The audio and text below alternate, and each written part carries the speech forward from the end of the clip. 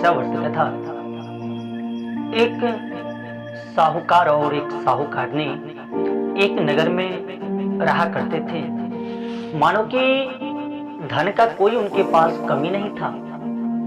पूर्णतः प्रभु का ऐसा कृपा उन पे था कि धन का स्रोत उनके पास बहुत सारा था और उनसे धन भी काफी ज्यादा वो प्राप्त करते थे और धनवान थे। लेकिन उनके पास कोई संतान नहीं था, जिसके वजह से उनके मन में एक प्रकार का चिंता हमेशा ही रहता था कि धन तो है, सुख भी है, लेकिन मेरे पास पुत्र नहीं है। ऐसा अभिलाषा हमेशा ही उनके मन में लगा रहता था। सब कुछ पूर्ण था उनके पास, सिवाय पुत्र के। पुत्र नहीं था उनके पास। वो भगवान शिव के अनन्य भक्त थे। भगवान शिव को खूब मानते थे और खूब पूजते भी थे। पूर्णतः उनका भक्ति भगवान शिव के प्रति समर्पित रहता था। भगवान शिव का वह नित्य पूजा पाठ किया करते थे। साहूकार साहूकारनी कोई उनके घर में था नहीं, बस दो लोग थे, पति पत्नी। एक समय सोमवारी व्रत जो होता है ना, ये साल में 2 या 3 लगता है। और यह जो सोमवारी का जो व्रत होता है, यह व्रत क्या है? यह भगवान शिव का आराध्य व्रत है। भगवान शिव का इनमें पूजा होता है। जिस किसी भी सोमवार के दिन अगर अमावस्या तिथि पाया जाता है, उस दिन इस व्रत को महिलाएं किया करते हैं। तो साहूकार साहूकारनी आज सोमवार के दिन भगवान शिव का पूजा आराधना कर रहे थे। उसी समय माता पार्वती का दृष्टि इस साहूकार और साहूकारनी पे पड़ता है। माता पार्वती ने देखा कि बहुत समय से मैं देखता हुआ आ रहा हूं कि हमारा यह व्रत करते हैं, लेकिन किस कामना से ये व्रत कर रहे हैं मुझे कभी बताया नहीं। ऐसा भक्त थे वो। कभी भी अपने जीवन में उन्होंने प्रभु से ये नहीं बोला कि प्रभु मुझे ये चाहिए, प्रभु मुझे ये चाहिए। कभी नहीं, कभी नहीं। और भक्त और भगवान के बीच इसी प्रकार का संबंध होना चाहिए। मैं अपने कर्म को करता चलूं, कर्म को करता चलूं, और जब प्रभु का इच्छा हो उन्हें देना हो, क्योंकि अंतःकरण में तो वो हमेशा ही वास करते हैं। प्रभु तो हर एक मनुष्य के आत्मा में परमात्मा के रूप में वो वास करते हैं। तो आज जो सोमवार था, साहूकार और साहूकारनी दोनों पूजा आराधना करने के लिए पीपल के वृक्ष के निकट जाते हैं और पूजा को पूर्ण करते हैं, पूर्णतः श्रद्धा एवं भक्ति के साथ। जैसे ही उनका पूजा पूर्ण होता है, माता पार्वती प्रभु शंकर से कहते हैं कि स्वामी, मैं देख रहा हूं कि कई समयों से आपके भक्ति के प्रति इनका रुचि इस प्रकार से है प्रभु, लेकिन इन्होंने आज तक अपने जीवन में कभी भी न कभी धन आपसे मांगे, न कभी पुत्र। क्या इनके पास पुत्र नहीं है? पुत्र दे देना चाहिए इन्हें। भगवान शिव कहते हैं कि उनके भाग्य में अगर पुत्र नहीं है तो हम कैसे पुत्र लेकर के उन्हें दे दें। माता पार्वती पुनः भगवान शिव से कहते हैं कि इन्हें पुत्र दे देना चाहिए, इन्हें पुत्र दे देना चाहिए। मुझे ऐसा लगता है कि हमेशा इनके पास जो एक प्रकार का चिंता होता है वो पुत्र का ही हो सकता है। महाराज, माता पार्वती के कहने पे भगवान शिव ने उन्हें पुत्र तो दिया, लेकिन कारण था। कारण क्या था? भगवान शिव ये कह करके उन्हें पुत्र लेकर के दिए कि यह जो पुत्र होगा ना, वो अल्प आयु है, मात्र 12 वर्ष की अवस्था होगा उनका। 12 वर्षों के बाद उनका मृत्यु हो जाएगा। महाराज, फिर क्या था?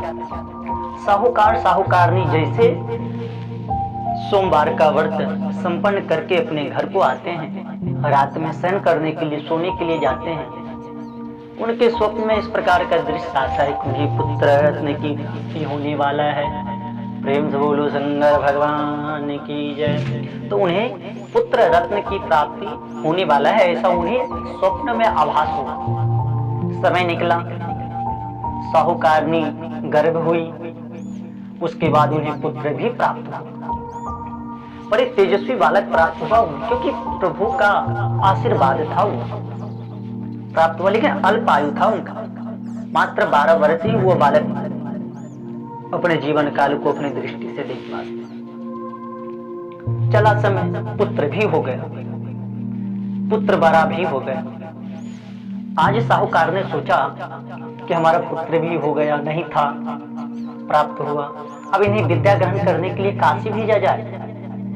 तो वो अपने पुत्र को काशी के लिए जो भी आवश्यक वस्तु था दे करके और बालक को मामा के साथ दिया जाता है। और जब भेज रहे थे तब काफी सारा धन भी दिया गया था उन्हें मामा के हाथों में, और बोला गया था क्योंकि धनवान थे वो।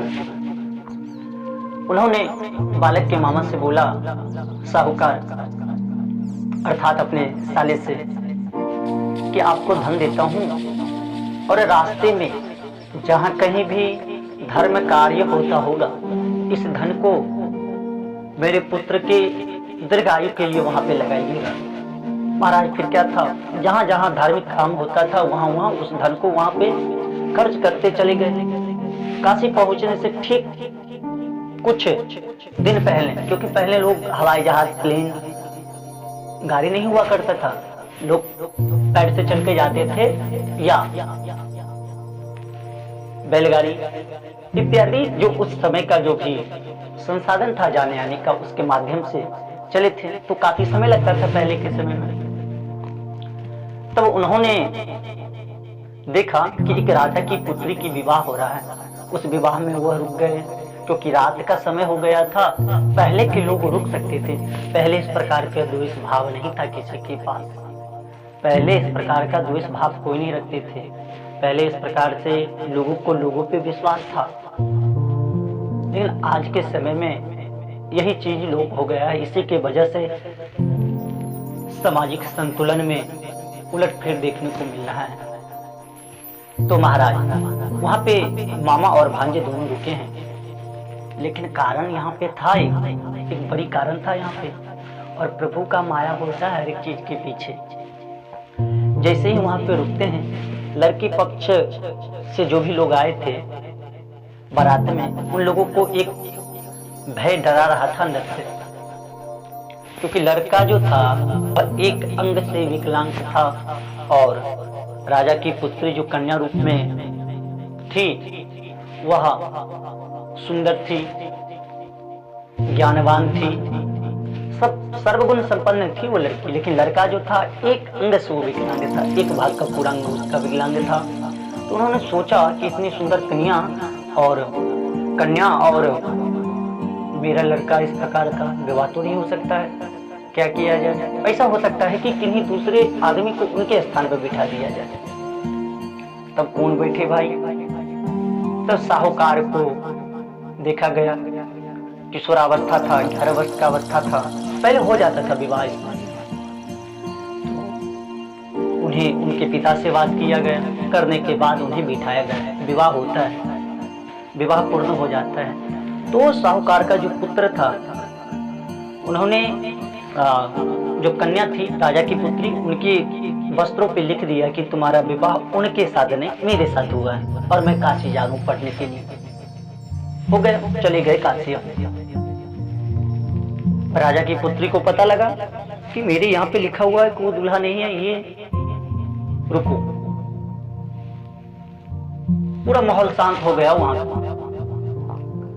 तब महाराज उस साहूकार को खोजा गया, उनके पुत्र को खोजा गया, काशी से बुलाया गया, फिर उनसे पूछा गया, बोला ऐसे इस प्रकार का बात था, ऐसे ऐसे आपका मेरा विवाह हो चुका है।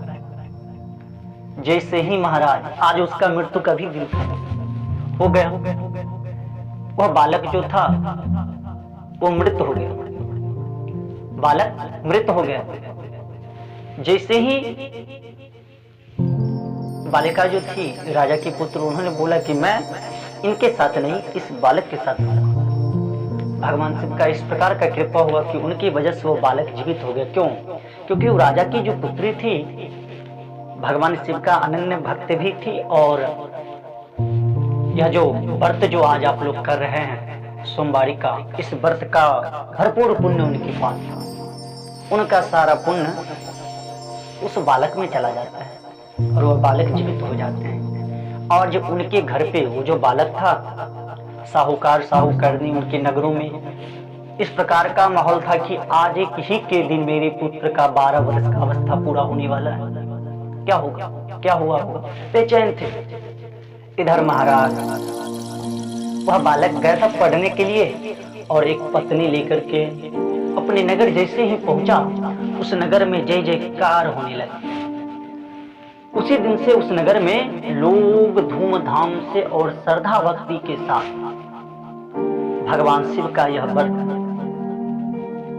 16 सोमवार बड़े ही रुचि से सभी लोग करने लगे, और अपने जीवन में सुख समृद्धि दीर्घ आयु पुत्र पौत्र धन संपत्ति सब कुछ प्राप्त करने लगे। तो यह था सोमवारी व्रत का कथा। जो भी भक्त इनको श्रद्धा एवं भक्ति के साथ करते हैं उनके जीवन में भी इसी राजा की पुत्री और साहूकार का पुत्र की भांति हर एक विघ्न बाधा हरण हो जाता है, और अपने जीवन में मंगलमयी कृत्यों से सुखी संपन्न रहते हैं, प्रसन्न रहते हैं। तो यह है भगवान शिव का सोमवारी व्रत कथा। इन्हें सुनने मात्र से जीव का सभी पापों का क्षय हो जाता है।